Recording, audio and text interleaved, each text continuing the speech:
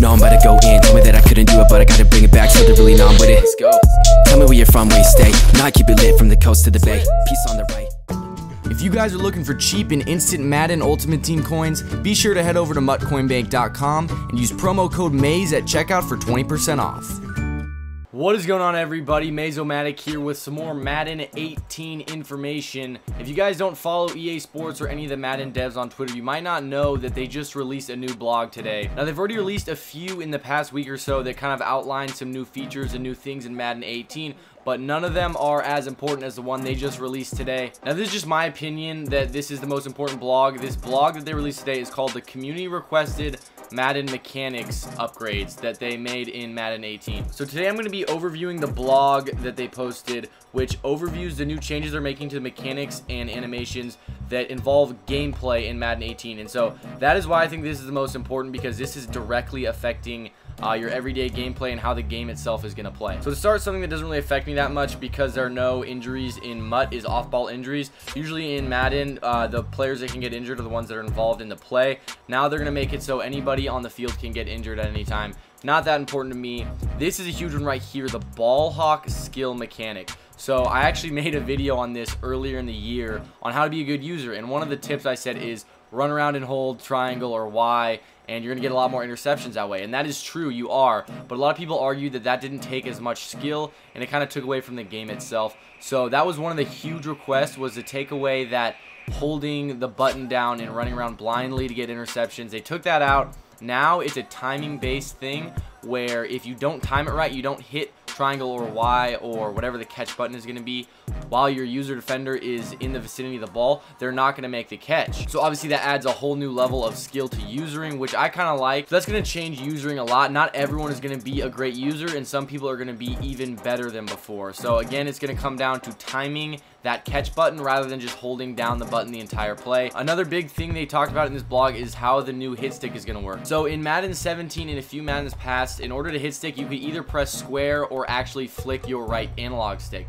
And so obviously hitting square is going to be a lot easier, and hit sticking takes less skill. So for Madden 18, they're actually going back to something they originally had, which was the hit stick is only the right analog stick. So when you're going to hit stick a defender, you have to flick the analog stick in the correct direction with the correct angle in order to get a good animation on it. Now this, of course, is going to cause you to miss a lot more hit sticks, but also it's going to make your hit sticks that you do land even more effective. Also added on to this, which is kind of later down, they talk about the size and weight factor.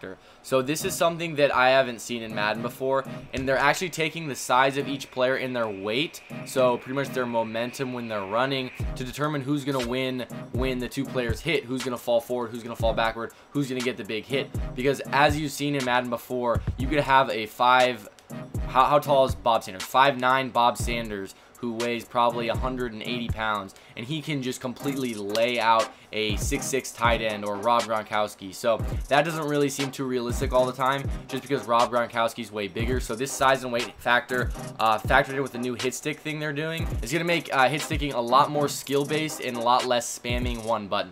They also talk about how they completely upgraded all juke moves and spin moves and stuff like that. I thought spins and jukes were complete trash in Madden 17, so that's good to hear. They also addressed the dropped interceptions thing. So everyone always complains that when your players, you know, your corners like wide open and it's an overthrow, they'll still sometimes drop it, which is kind of crappy. But also you got to think, you don't want interceptions that often. Interceptions are supposed to be kind of special. But they're saying that if it is a good corner with good catching and they're open, their chances of catching it are going to be a lot higher in Madden 18. That's pretty cool. And this next point right here is something that everyone has been anxious about, and it's the swerve. So obviously the swerve was probably the biggest glitch in Madden 17. I say glitch because it's not supposed to be in the game, but people can still use it. They said that they spent a lot of time trying to eliminate the swerve from Madden 18, and they feel confident they did. They kind of changed how the computers play the ball in the air so they're not locked onto the receiver, which will take away the swerve. So all in all, they're saying that the swerve is not going to be in Madden 18. They talk about how they changed how curl flat zones and hard flat zones play. Basically, a curl flat is the purple zones that are supposed to cover corners and like deeper out routes, and then the hard flats are what's supposed to cover down more closer to the line of scrimmage. They're saying the hard flats are going to play more aggressive and the curl flats are going to be playing farther back to stop the corners better. I think that's great because that's obviously what the zones are meant to do. So another thing they address in the blog is how fumble recoveries are going to be different in Madden 18. They're saying that people are going to be playing the fumble a little bit more aggressively, meaning that you're never going to have again when your quarterback will fumble and your right tackle just stands there continuing to block air and doesn't pick up the fumble. That's gonna make people rage a lot less, I think, because that was a huge problem that people had, is when people wouldn't pick up their fumbles when the ball's right in front of them.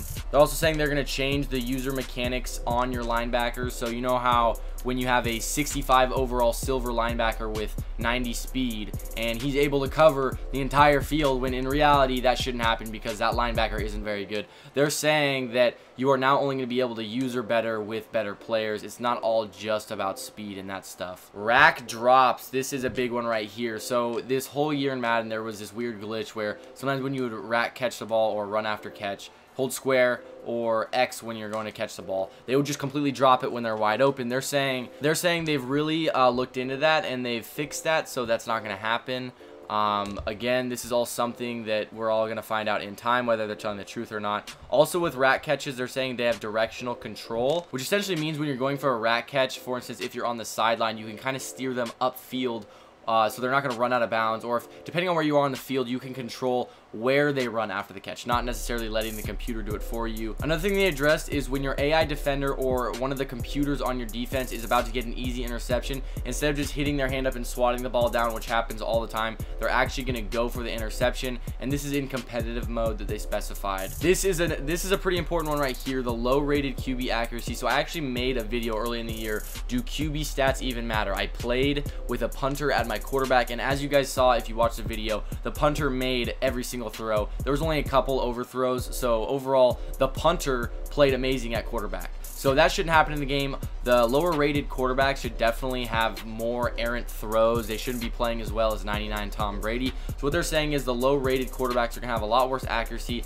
a lot more overthrows, a lot more underthrows, and stuff like that. This is a pretty interesting one right here. So I don't know how many of you guys ever go into practice mode and try to lab and stuff, but if you only have one controller or you're trying to play against a computer defense, a lot of times you don't have time to adjust and, you know, try out these different things because the computer keeps quick hiking you unless you have two controllers. So what they're doing this year is in practice mode, if the computer on offense is sensing that you're making adjustments or you're still, you know, moving around making adjustments, they're not going to hike the ball. So that's going to allow you to lab a lot better because you're actually going to be able to go against the computer's offense and not have to worry about them quick hiking you. Something they talk about here is when slower players would catch faster players in the open field. I didn't really feel like that was a very big problem this year, but I guess they addressed that, so the faster players are always going to be faster. I wasn't really sure that was a problem. And they saved the best for last. This is such a big change to Madden, and I'm thinking this is going to make Madden 18 a lot better. So they have position-specific defensive hot routes. So I don't know how many adjustments all you guys make on defense. I know I tend to make a lot, and this is going to definitely open up your options when you're hot routing your defense. So all you guys watch my tip videos when I talk about nano blitzing and running different coverages and stuff, and you want to base align this, put this guy in a flat, put this guy in a cloud flat, QB spy, whatever. So if you do that, you know that the controls you can do in the adjustments, also known as defensive hot routes, you can do on each player is pretty limited. You can do a hard flat, a curl flat, you can put him in a QB spy, you can blitz him, you can bluff blitz, stuff like that. But what they're doing this year is every single player, for instance, your outside DB or your outside corner versus your slot corner, your safety, your inside linebacker versus your outside linebacker, your D tackle versus your D ends. They're all going to have different options when you go to hot route them. So for instance, your outside DB, so let's say you want to adjust your far corner, you can put them in an outside third deep zone, which is also a cover 3 deep zone. You can put them in a cover 2 deep zone. You can put them in a cover 4 deep zone. If you guys know anything about football, you know these deep zones are all very different. As opposed to Madden 17, when you can only put them in one kind of deep zone, now you're able to put them in whatever kind of deep zone you want. So to kind of make this more clear, if you imagine a cover 2 deep zone when you're running a cover 2, there's 2 safeties that are playing over the top. So that deep zone has to cover that entire half of the field. If you go to adjust a safety into a deep zone in Madden 17, they're only going to play that one area you put them in on the deep zone. They're not going to play that whole half the field, so you can never manually adjust to a cover 2. Now you're going to be able to put them either in a deep half, a deep third, or a deep quarter, if that makes sense. It might sound very complicated.